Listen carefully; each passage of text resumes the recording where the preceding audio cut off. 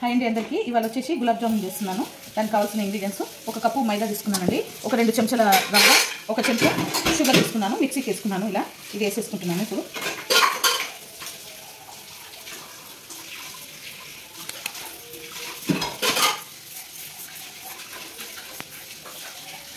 దీంట్లోనే ఒక చిటికెడు వంట సోడా వేసుకోవాలండి. వేసుకుంటే బాగా పొంగుతాయి అన్నమాట. చిటికెడు వేసుకుంటున్నాను వంట సోడా. మైదా చూసుకుంటూ కలుపుకోవాలి. పిండి కలుపుకోవాలండి. దీంట్లో మైదా ఫ్రిడ్జ్లో పెట్టాను కదా, అందుకే కొంచెం గట్టిగా ఉంది కవ్వ. గులాబ్ జాములు ఇలా చేసుకోవాలి. ఇంకా ఉండిపోయినాయి. ఇంత పిండి తీసుకొని లావుగా చేసుకున్నాను అనమాట. ఇలా చేసుకోవాలి. ఇప్పుడు షుగరు పాకం చేసుకోవాలి అనమాట.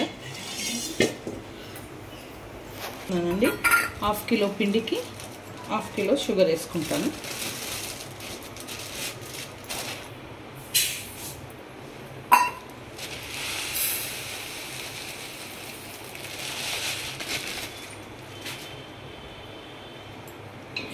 షుగర్ 1/2 kg అండి. 1 లీటరు వాటర్ పోసుకుంటున్నాను.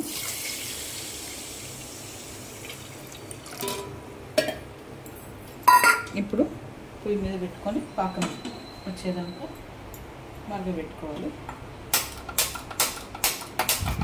చిన్న కడాయి పెట్టుకొని ఆయిల్ పోసుకోవాలండి.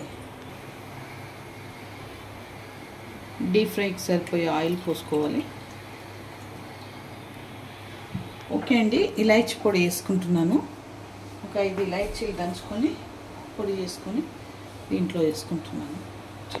ఇప్పుడు మీడియం ఫ్లేమ్లో పెట్టుకొని వేయించుకోవాలి ఇవి.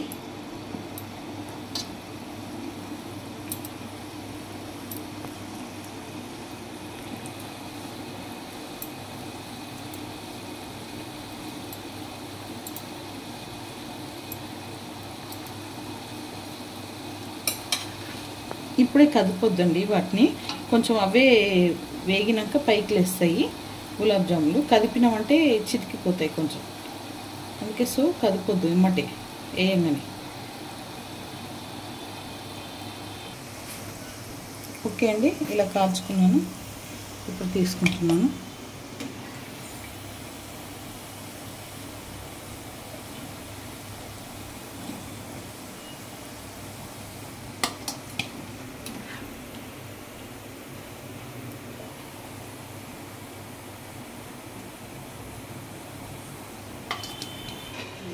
ఓకే అండి, గులాబ్ జాములన్నీ ఇలా వేయించుకున్నాను.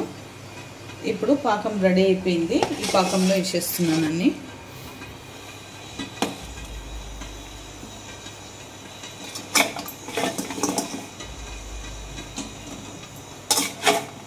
ఒక 2 అవర్స్ నాపితే మంచిగా ఇంకా లావ్ అవుతాయి ఇవి.